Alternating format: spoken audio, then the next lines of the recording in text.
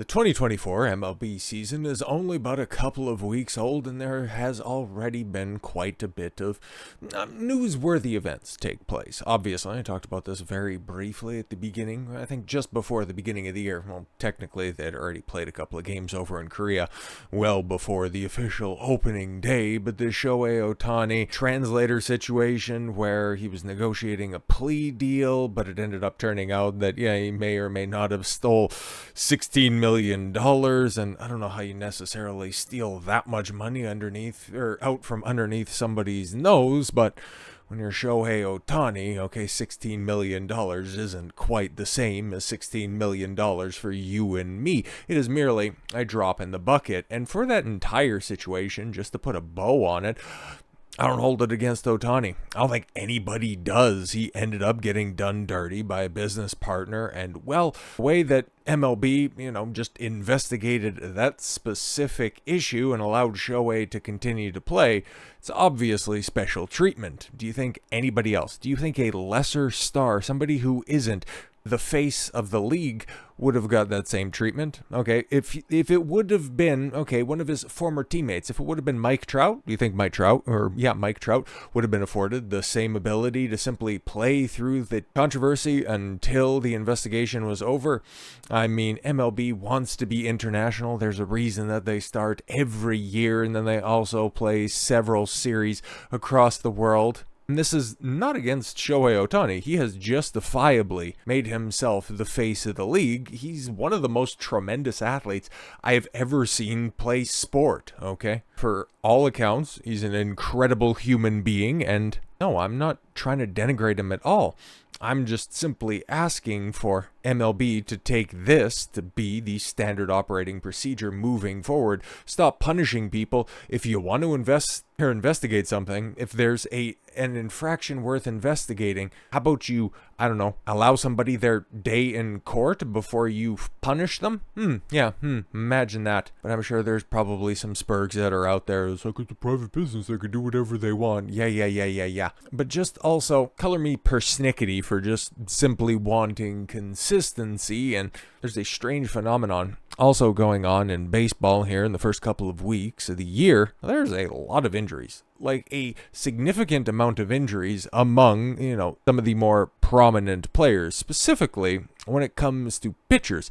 Pitchers are buckling and breaking across baseball. What is to blame? Well, I forget exactly who it was, and I was looking for the article, or at least the quote to begin with, but somebody was blaming it on pitch clocks and, throwing that gimmick over the top of the game. It's like, okay, baseball's a unique sport where if you don't grow up with it, it's really tough to create a new baseball fan, because the game in and of itself is so much different than the rest of organized team sports. It is inherently, outside of little bursts of action, really an exciting watch, and that's why I like it. It's more or less a human chess game when you really break it down. So when you want to start to gamify it by throwing little gimmicks over the top of it, by, taking the tension out of extra inning play by putting somebody on second base so that you hope that just, a little blooper will go ahead and quickly finish it. This whole media created idea that we need to go ahead and speed up the game so that the short attention span crew is going to hop on board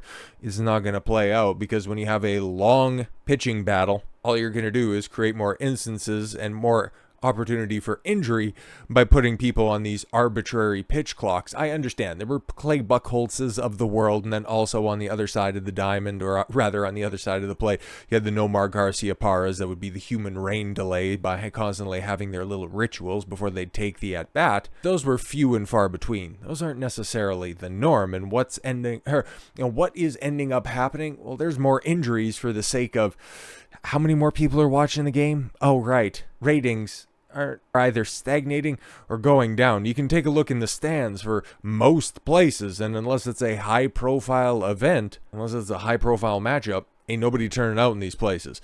2023 American Cy Young Award winner Garrett Cole is on the injured list. Yeah, so Yankees. The New York Yankees ace is currently out right now recovering hoping that it's not going to get any worse. He's supposed to be coming back, I think, before the All-Star break, which is absolutely wild. Justin Verlander, I think he's supposed to be making a start Sunday, so he's going to be back relatively shortly. 2021 AL Cy Young Award winner Robbie Ray won it with the Blue Jays, by the way. He's going to miss the first half of the season, as he's unfortunately, had to get Tommy John surgery.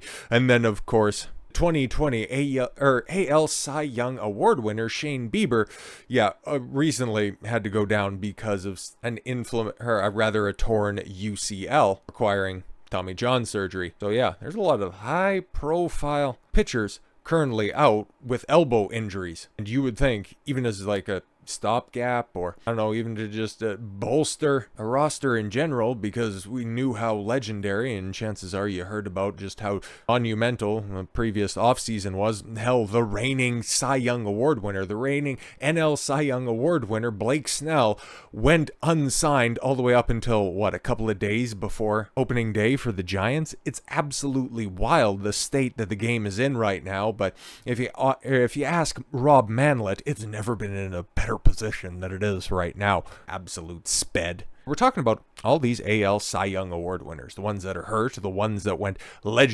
Methuselaic lengths before acquiring a contract, and it was brought up the 2020 AL Cy Young Award winner. Well, what about the 2020 NL Cy Young Award winner? Well, that right there would be one Trevor Bauer, and I was looking for, because I've been paying attention to this stuff, obviously, once the news of him getting Me Too'd in 2021 took off.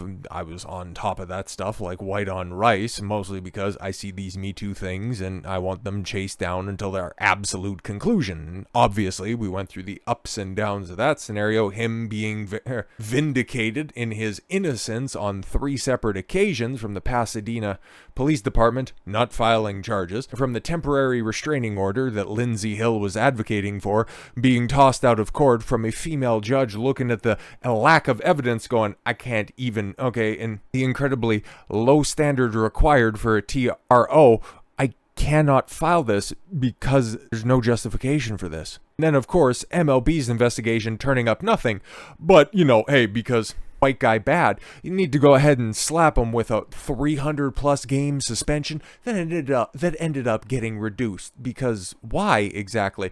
Oh, you could go back and take a look at the evidence in Lindsey Hill, and you could find out that she is a serial bag chaser.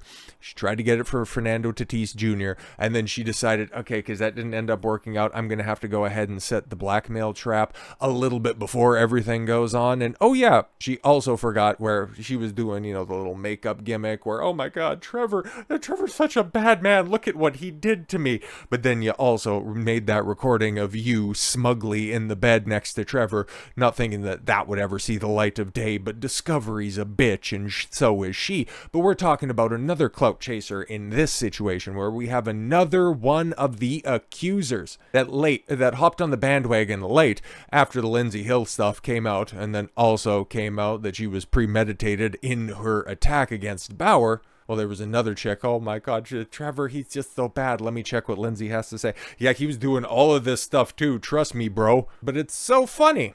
It's so funny how these chicks who want to cry foul always turn out to be some of the worst that are out there. Okay? As we have Trevor Bauer Accuser is indicted in Arizona for allegedly trying to extort $3.6 million from ex-MLB star, and another man, as pitcher claims, as she pretended to yeet a fraudulent pregnancy as part of her blackmail scheme. Wow, it's not like we're seeing that play out right now with a very famous podcaster, but that's all right. Nobody likes him because everybody doesn't want to have to think about this. But this is stuff that happens all the goddamn time. But I didn't hear word one about this in the media. Not a damn thing, okay? In fact, I'm going to show you how I got alerted to this situation. Apparently, which is kind of cool to think about, somebody from Trevor Bauer's team reached out to me via email and sent me the information because the media, well, they are more than happy to go ahead and show you that there are amicable resolutions for Shohei Ohtani when it comes to, once again, Trevor Bauer being vindicated and proven innocent, and that, in fact, the accusers are the ones being scumbags. that goes radio silent. I had to do some digging for just a visual aid with the Daily Mail piece, because through none of the sports apps and through none of the sports sites that I use to keep track of the news, they weren't reporting on this at all. The Score, ESPN, TSN, Roger Sportsnet, nobody wanted to touch this with a 50-foot pole, and it's absolutely ridiculous. The 2020 Cy Young Award winner, somebody who had a consistent track record of excellence in baseball, Trevor Bauer, in a time when pitchers are dropping like flies, when he showed that he still has it, a player in his absolute prime cannot sniff an MLB diamond. The only time that he's going to be welcomed into a stadium is if he buys a ticket. It's absolutely absurd that Bauer's in this situation. He's innocent. He was a victim on multiple occasions with this chick we're going to talk about right here, who thankfully is going to be getting some comeuppance, and Lindsey Hill, who is still out there taking any interview opportunity that she can in order to say that, oh yeah, something needs to be done about situations like this. She's a liar. Darcy Esemonu, sure, she's a liar. Now, she's been indicted as a liar. It's ridiculous that we're nearly 3 years on. What happened to Trevor Bauer being completely exiled from MLB? For what? Because a woman cried and a bunch of simps' IQs dropped precipitously and decided to make an example out of him. It's absolutely disgusting. On April 15th, 2024, the Arizona woman who publicly sued Trevor Bauer in Maricopa County, Darcy Adanna Esemonu, was criminally charged by the state of Arizona with 2 felony counts of fraud against Mr. Bauer and another man. These counts come with a maximum jail sentence of 16.25 years. Delicious. Given your don't need to read all of that stuff, but it's really cool that the Trevor Bauer team is actually paying attention, because guess what? This is the sad state of sports journalism. Okay, and I put sports journalists, it's really tough. It depends on the day.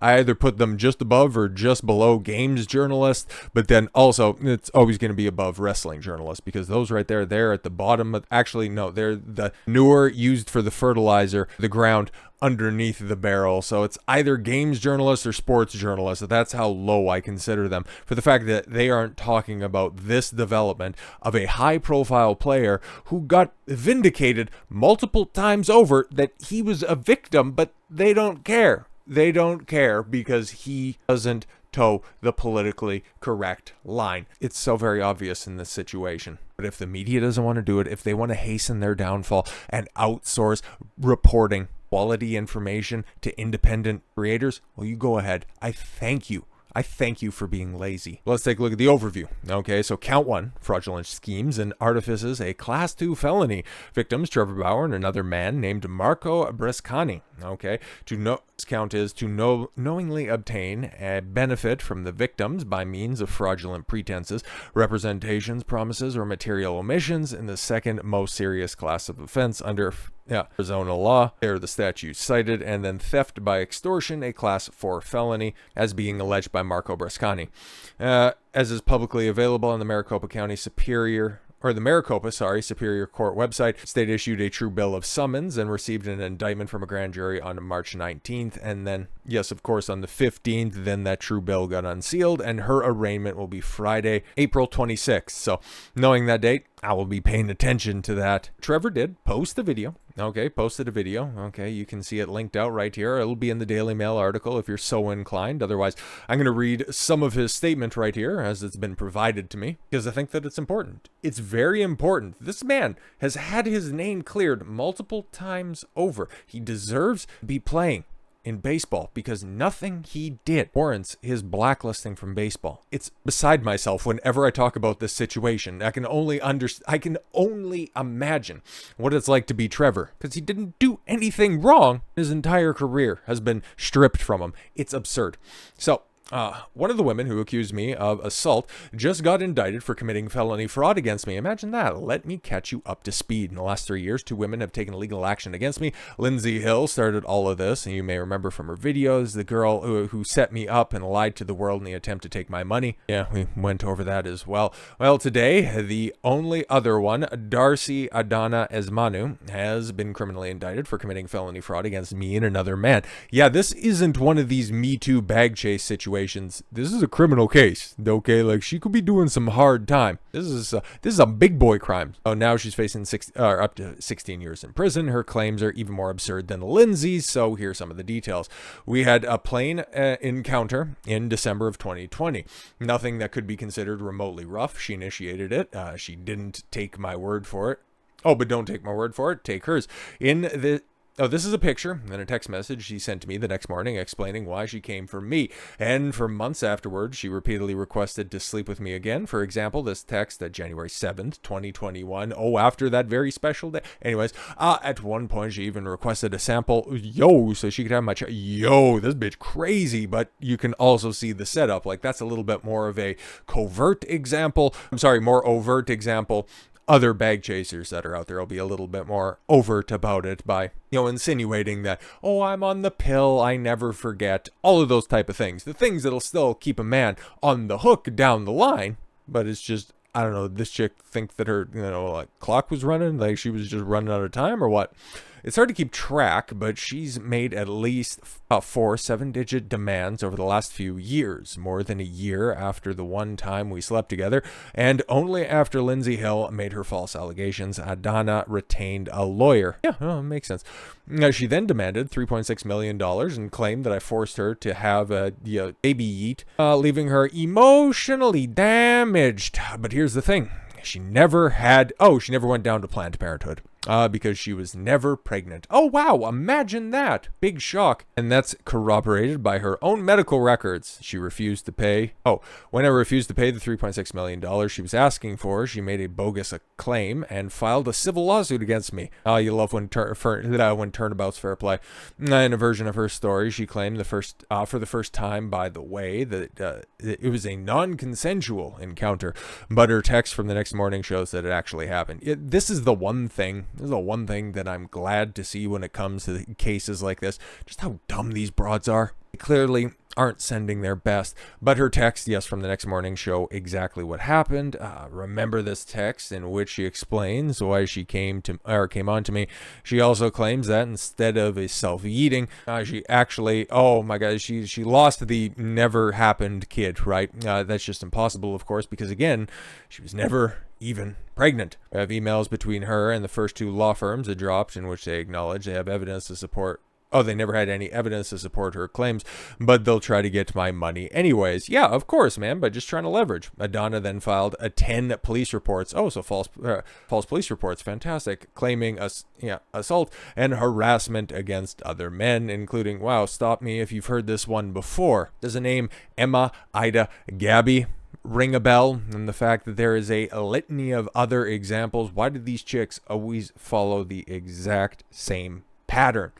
But after the Scottsdale Police Department completed their investigation into her claim against me, she's the one being indicted for felony fraud. Round of applause for that. It gets worse. In my lawsuit against her, we subpoenaed a witness whom she knew for relevant documents used in our case. When she found out, she immediately made claims against him too. Wow, imagine that. Her MO is clear. Lie to men to get their money. Extort them if she must, and if they refuse to pay, stop paying, or stop giving her what she wants, go to the police and accuse them. Yep, file a civil lawsuit and them to retaliate. Yeah, that's not unique to this chick. That's not unique to Lindsey Hill. That's not unique to Emma, Ida, Gabby. Guys, this is a pattern. This is what happens, but this is the first time. Okay, this is the first time in a long time that I've actually seen comeuppets come out of this. This is great. This is great. It sucks. It absolutely sucks that guys have to go through this, but the fact that we're starting to see a bit of a course correction here by these bitches getting held accountable, I love it. It's been 2 years since these women and their lawyers attempted to weaponize anonymous claims in the media against me to take my money. I addressed them at the time. As far as I'm concerned, it's in the past, and if there comes a time in the future where I need to defend myself further, I will not hesitate to do so. But for now, there's no reason to speak further on this topic, though, because outside of Adanna, who has now been indicted with felony fraud, there are no claims against me, no ongoing investigations, and no outstanding lawsuits. So guess what? Well, outside of the arraignment, obviously, I'm going to be covering that as well. The next time that I talk about Trevor Bauer, it legitimately had best be because this guy, the 2020 NL Cy Young Award winner, has been signed by a major league team. So with all that said, thank you all very much for the gift of your time. I've been Don Consuelo. I want you to follow your gut and get after it. Take care, everyone.